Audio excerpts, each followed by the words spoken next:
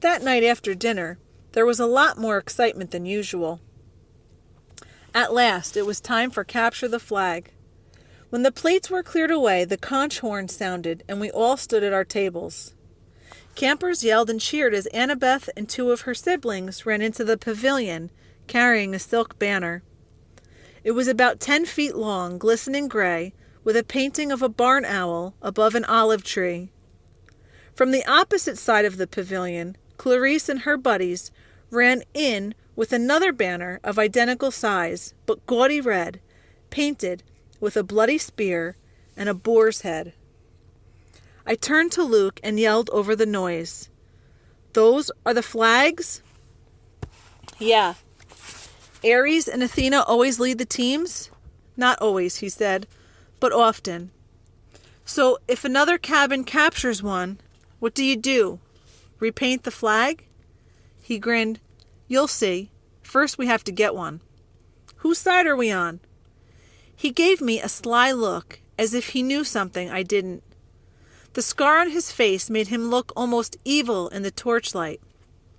"We've made a temporary alliance with Athena. Tonight, we get the flag from Ares, and you are going to help."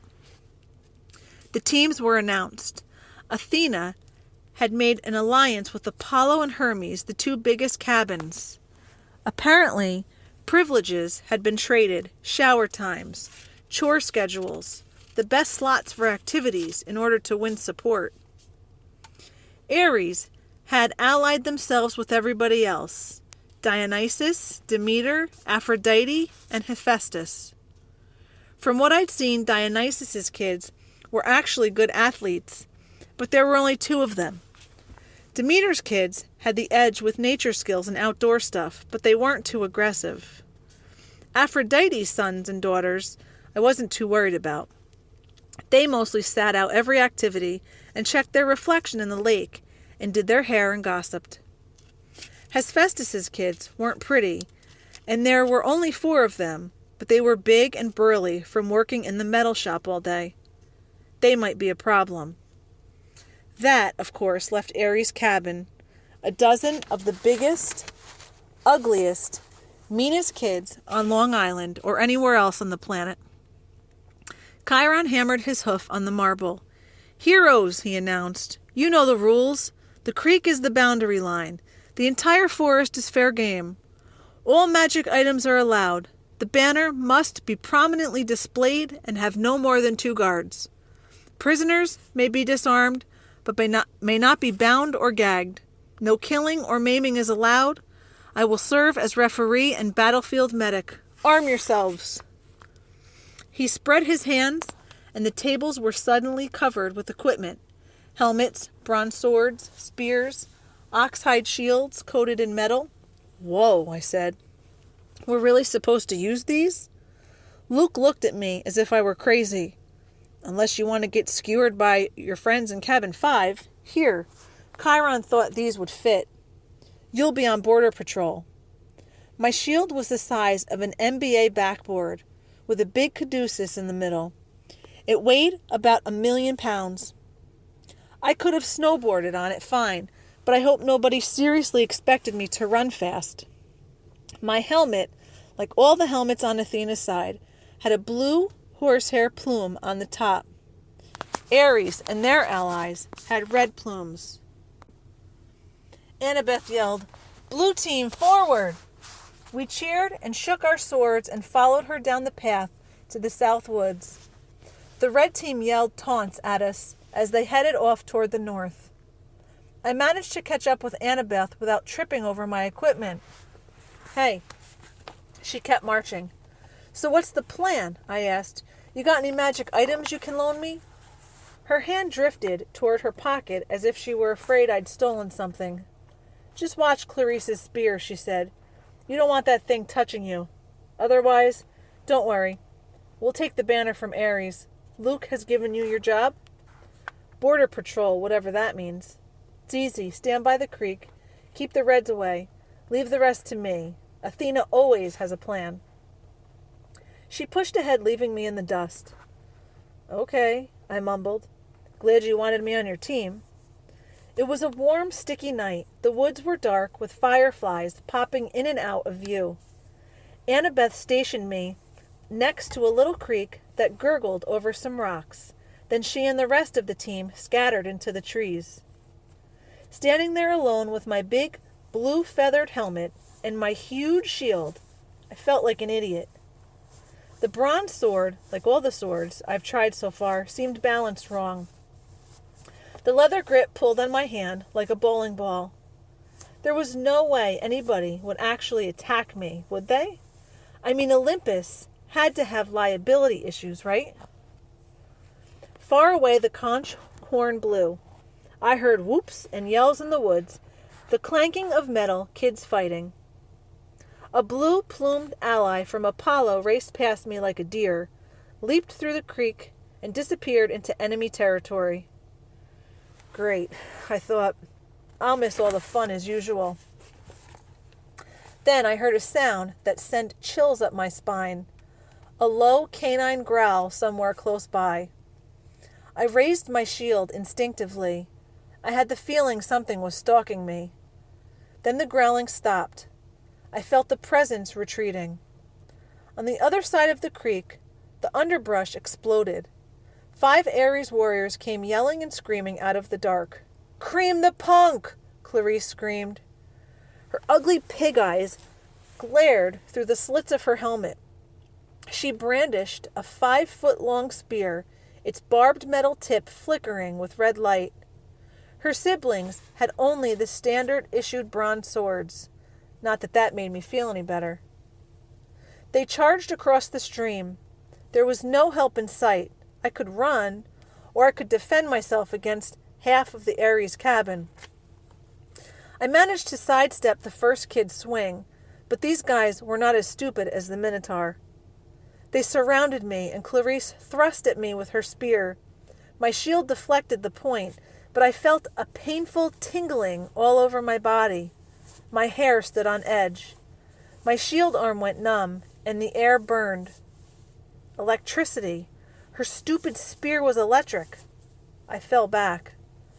Another Ares guy slammed me in the chest with the butt of his sword, and I hit the dirt. They could have kicked me into jelly, but they were too busy laughing. "Give him a haircut," Clarice said. "Grab his hair."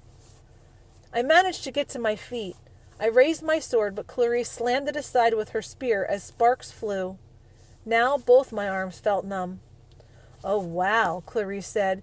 "I'm scared of this guy. Really scared." "The flag is that way," I told her. I wanted to sound angry, but I was afraid it didn't come out that way. "Yeah," one of her siblings said. "But see, we don't care about the flag. We care about the guy who made our cabin look stupid." "You do that without my help," I told them. It probably wasn't the smartest thing to say. 2 of them came at me. I backed up toward the creek, tried to raise my shield, but Clarice was too fast. Her spear stuck me straight in the ribs. If I hadn't been wearing an armored breastplate, I would have been shish kebabbed. As it was, the electric point just about shocked my teeth out of my mouth. One of her cabin mates slashed his sword across my arm, leaving a good-sized cut. Seeing my own blood made me dizzy, warm and cold at the same time. "No maiming," I managed to say. "Oops," the guy said.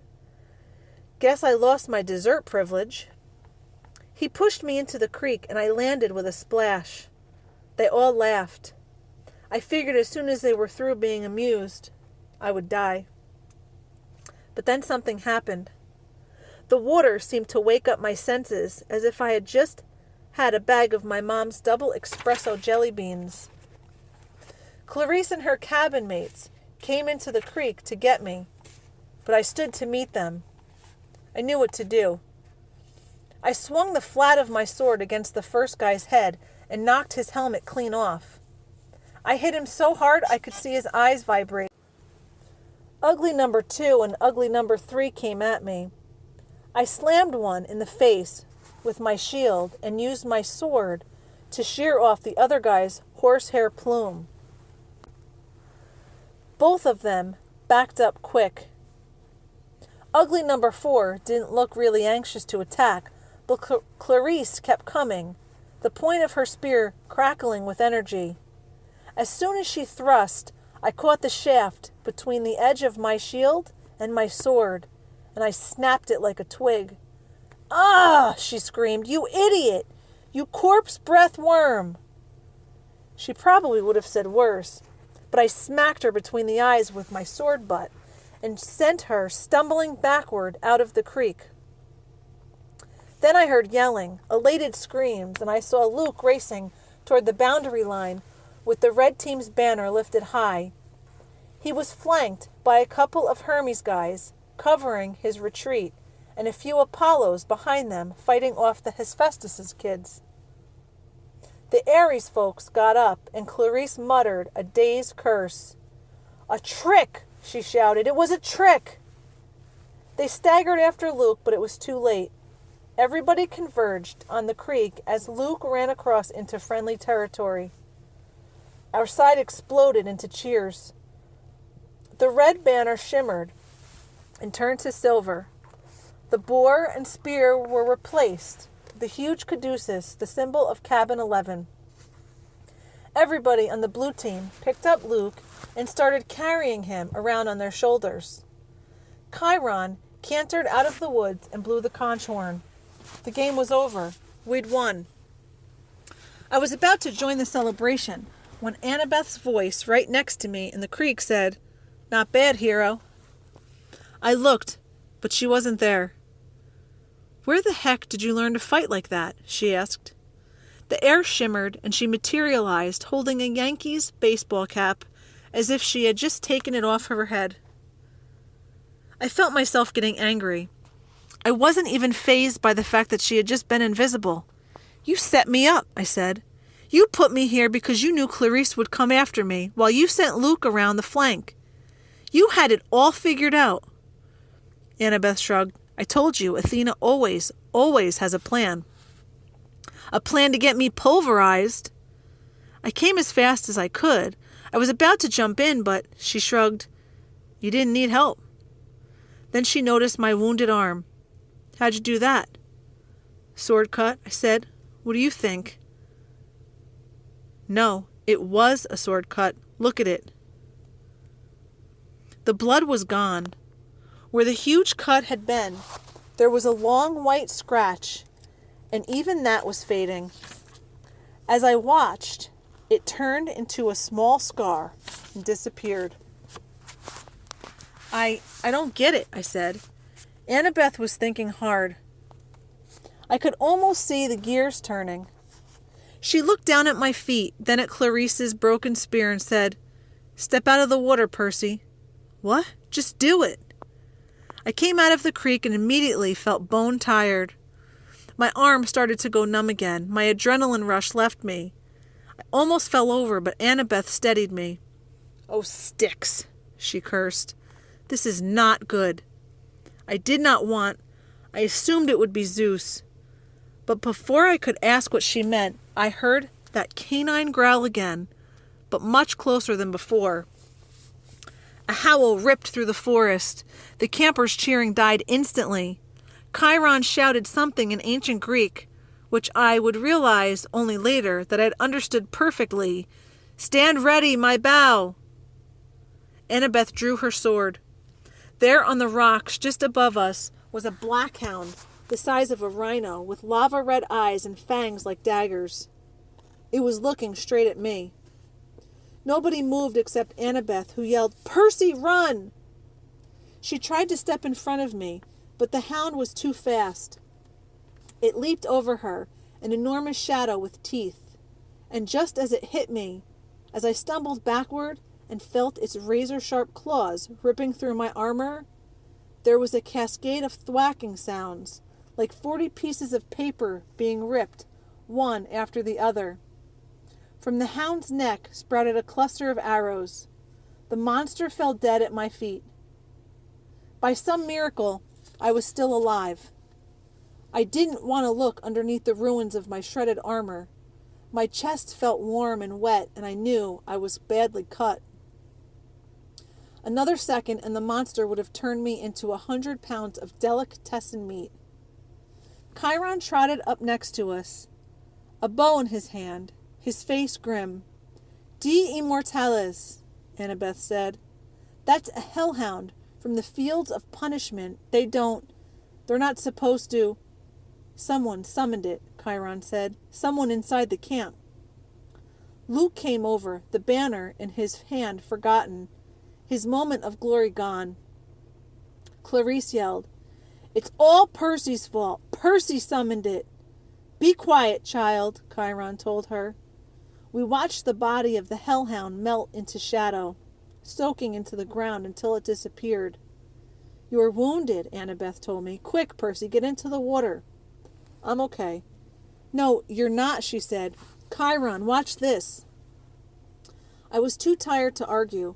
I stepped back into the creek, the whole camp gathering around me. Instantly, I felt better. I could feel the cuts on my chest closing up. Some of the campers gasped. "Look, I don't know why," I said, trying to apologize. "I'm sorry."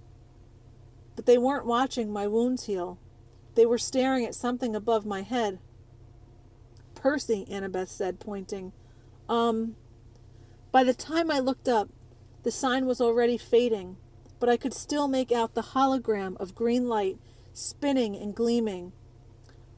A 3-tipped spear, a trident. "Your father," Annabeth murmured. "This is really not good." "It is determined," Chiron announced. All around me, campers started kneeling, even the Ares cabin, though they didn't. "My father?" I asked, completely bewildered. "Poseidon," said Chiron.